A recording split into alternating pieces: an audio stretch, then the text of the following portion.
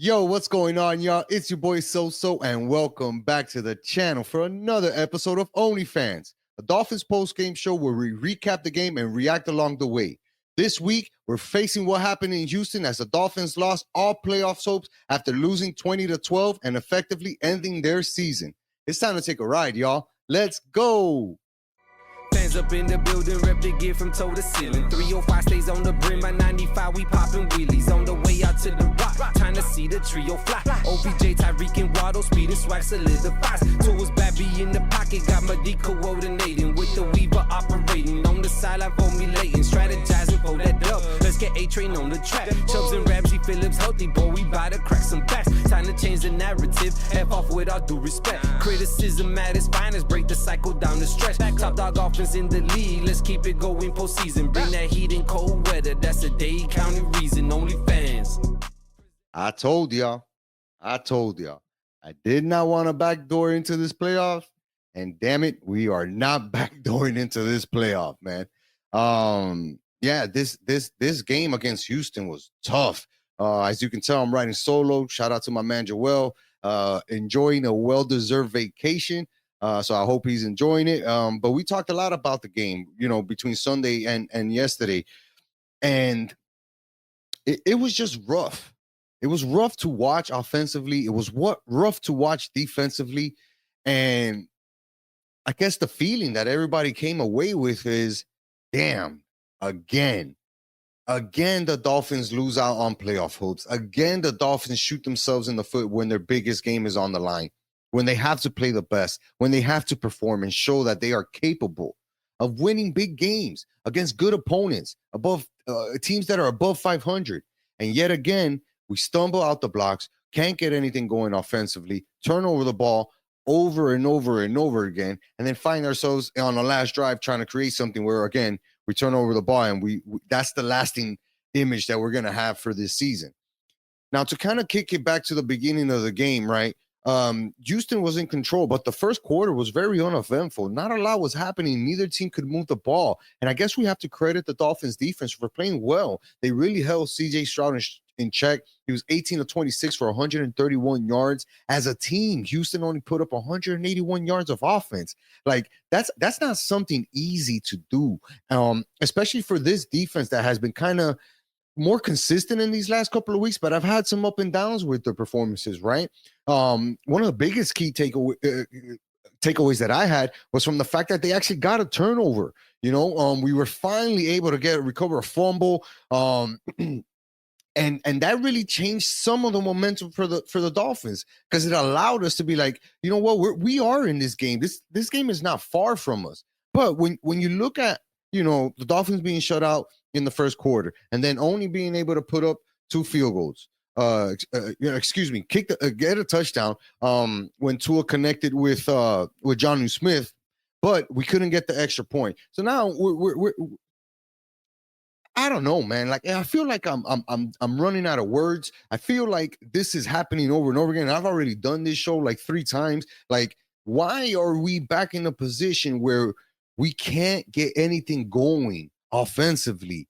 Halftime comes, it's 13-6, and it's like, you know what, Houston, not only did we lose momentum, right, by having a turnover on an interception, then Houston comes back down and scores, and then they have another opportunity to score.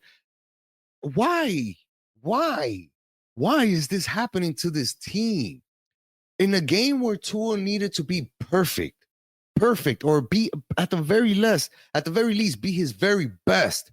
This dude comes out and goes 29 for 40 for 96 yards, 1 touchdown, 3 INTs, had a sack, 3 sacks for 24 yards, QBR rating of 45, and he lost a fumble. Okay, you could kind of forgive the fumble because the offensive lineman got beat, but bro, where was the performance that let people know that regardless of how this season works out, that you're the guy for the job, that you're the future here?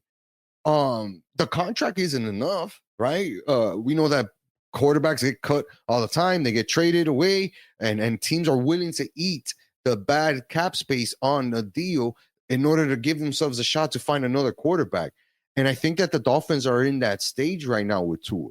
because we gave him the extension. He wanted to be treated like an elite quarterback. He wanted to be treated like a top 5, top 7 quarterback, and it just hasn't happened. And I get it. He missed 4 games this year, but that's still not a guarantee that those games would have been productive for Tua, because he got off to a bad start this season and it just continued. Yeah, he was able to play well against bad teams, but as we saw in this game against Houston, when we needed a score, when we needed to find a drive, when we needed to get down there and get a touchdown and take control of this game, it didn't happen. Now, here's one of the most egregious things that happened in this game. Devon Achane, 12 carries for 41 yards. Longest run, 7 yards. Raheem Mostert, 6 carries for 8 yards. Longest run, 6 yards. Jalen Wright, 1 carry, 3 yards. Now, everybody knows how I feel about Mike McDaniels, right? It's his time to prove it or not. Your quarterback, the guy that you're hyping up, the guy that you're putting, your stamp on and putting all of your brass behind, right? In order to say, oh, we got to pay Tua, we need Tua, we got to futures. This man comes up short. You're not able to find any type of way to score against a Houston defense, which is not great and was missing about 3 key players, one on the defensive line and one in the backfield. And guess what? The backfield was still able to pick Tua off 3 times. And they dropped 2 interceptions. Let's not mention that, right? But to touch back on that point, when you have a total of 19 carries for 52 yards from 3 of the best playmakers that you have, where you don't have to depend on Tua to even throw the fucking ball 5 yards. You can just hand it off to these guys and let them do something. The fact that we can't get a push on this offensive line to give these guys even, 12 inches of a hole on the offensive line is embarrassing.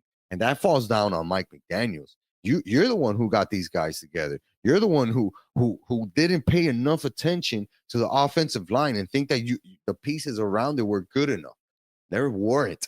And that's another failure on Chris Grier as well. Like, this combination has proven that although they are able to find talent, they're not able to maximize the talent. They're not able to put the talent together cohesively in order to win consistently. And it has a lot to do with Mike McDaniel's ability to call plays, his ability to coach these guys, how much he's coaching them. It was just, it's egregious to only have 19 carries, right, between Achane, Mostert, and Jalen Wright, when like I said, they're really good running backs. They're not the best running backs in the NFL, but they're really good running backs, better than that bullshit 3.4 average shit that we had. I don't know. And then again, another game where Tua has 40 pass attempts. When is Mike McDaniels going to learn that him throwing the ball, even if it's fucking 5 yards on those bullshit bubble screens, that's not a good game plan? Run the ball. You can't throw a screen 4 times in a drive and not expect the defense to catch up to that or have that be a breakout play. Like, again, McDaniels has to show us something in these next 3 games to show that he can adjust. I mentioned it last time I did the podcast by myself. He needs to be better at adjusting. And right now he sucks at it. And it's going to cost him his job, because this season was the season that they were supposed to build on the foundation of success that they established last year, right? And say, all right, we were hurt towards the end of the season. Things kind of fell apart, but we're bringing back a good nucleus. We're adding some pieces defensively and offensively. We're getting to some help in the tight end department, and we're going to build off the success from last year. This was a major failure, and this game kind of encapsulates all of that, because it was bad offense, defense playing well but unable to force something, right? And then again, special teams burning us over and over again. I don't know, man. Like, if Jonnu Smith is our only wide receiver worth a damn right now, and I say wide receiver because that's what he's been for us this year. Yeah, he's blocked a couple of times, and nobody really notices the good job he's doing blocking because of how dynamic he's been in the receiving department. Another game where he has 9 catches for 48 yards and the lone touchdown, 11 targets his way. Another, I guess, mark against Tua, right? That he can't throw the ball downfield, or that Mike McDaniels isn't calling the plays or doesn't feel comfortable calling the plays downfield. Yeah, it's a problem. It's a problem when Achan is getting more looks and catches than Tyreek Hill. Malik Washington has more catches than him, but Molster has more catches than him. Jalen Waddle doesn't even get a reception in this game before he left due to injury. Get another injury for Jalen Waddle, but I'll save that for another time. Yeah, bro, there's something really wrong with this offense. And a lot of that has to do with Mike McDaniel and Tua and their inability to figure out how to get the best out of this team. Um, People can point to the O-line being new and all this stuff, and Patrick Paul, the rookie, playing. But you know what? That's why we drafted Patrick Paul, because we knew Teron Armstead was going to be fucking hurt this year. So we needed somebody in place that we can have him learn, right, throughout the season, being a backup, and then eventually when you get your playing time, go out there and learn on the field. So I can't fault that kid. I can't fault Chop Robinson for not having a great game. But, he showed up. He played well, had 2 tackles, hit the quarterback 4 times. He was there. He was putting in the effort. But collectively, where is it? Where is it? I don't know, man. I don't know what else we can do. When your defense holds an offense to 181 yards, passing 104 yards, we only gave up 77 yards rushing, like all of this stuff, and Houston was, and they gave up more penalties, yardage than we did. So we were definitely in better position when it came to like the field of position of field, field positioning for the Dolphins. Even time of possession, we had way more time than them. But again, the interceptions, the fumbles, the not being able to get first downs, not being able to run and kill the clock at least a little bit. All of these things are adding up, and they're finally showing its ugly head for the Dolphins, because they're going to be in a tough pickle for these next 3 games. We still got to play the Jets. We still got to play the 49ers. Yeah, I'm obviously, I think that we're going to lose at least 2 out of these next 3 games, right? Because nothing is showing me that this team is really going to put the pedal to the metal to end the season. But I'm wondering who shows up for that Browns game, who shows up for that Jets game, who plays well on the road, right, in cold weather, who wants to be here next year. This is the time where us as fans can do some real evaluation and see like who's playing for the team and who's playing for themselves and who doesn't give a fuck. And they're obvious who doesn't care out there, who's playing hard. It's obvious. Now it's going to be even more obvious because there's nothing to play for. The playoff hopes are officially dead. 4% chance, not going to happen, because you need so much help from other teams. You need to beat so many tiebreakers, which we don't have.